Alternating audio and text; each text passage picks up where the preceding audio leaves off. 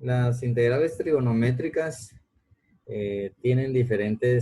presentan diferentes situaciones o diferentes casos y cada uno se va a analizar, se va a abordar de acuerdo a la forma que presentan. En este caso, pues el exponente de las funciones secante y cosecante es determinante para decidir qué metodología usamos para resolver la integral.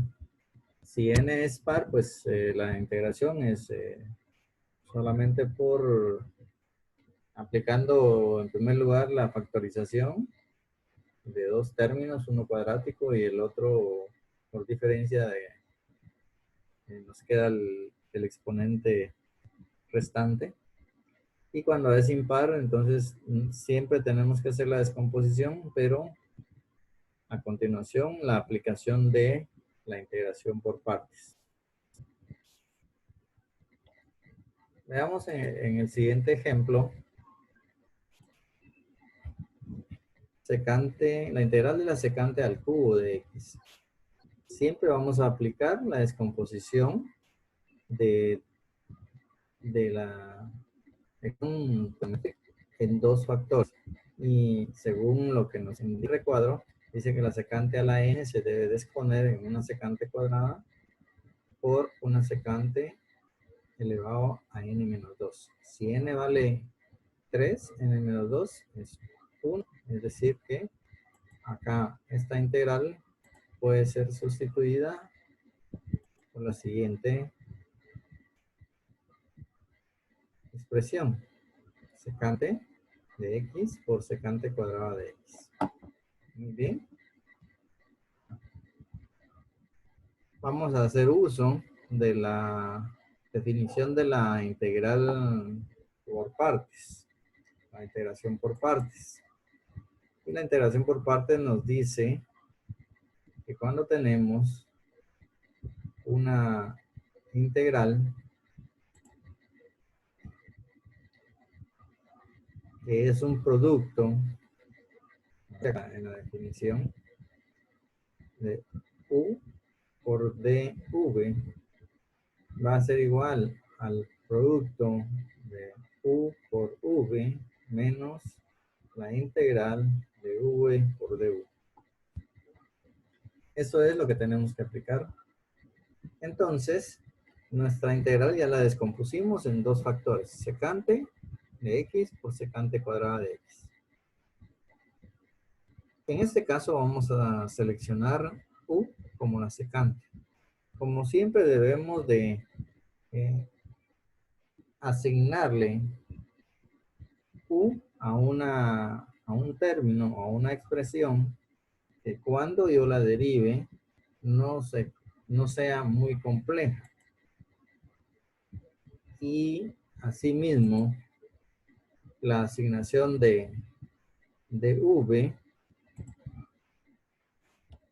debe ser tal que cuando me toque o cuando corresponda integrar esta expresión no sea una integral complicada. Entonces, secante de x va a ser u y lo que resta o lo que sobra, si queremos verlo así, es secante cuadrada de x sería mi dv. De manera que la derivada de u es secante por tangente. Y la integral de dv, que sería, o de v, nos da v. La integral de secante cuadrado de x es tangente de x. En ninguno de los dos casos se nos complicó. Entonces, aplicando la definición, decimos que la integral de secante al cubo de x va a ser igual a u por v, según definición, menos la integral de v por du. V es tangente y du secante por tangente. De manera que si yo multiplico estos dos, queda secante por tangente cuadrado de x. Allí estamos aplicando la definición de integración por partes. Continuamos. Esta expresión pues ya está resuelta. Sobre lo que tenemos que trabajar es en esta integral. La integral de. Ahora vamos a aplicar los mismos conceptos que veníamos aplicando cuando tenemos... ¿por qué? Porque tenemos una expresión al cuadrado.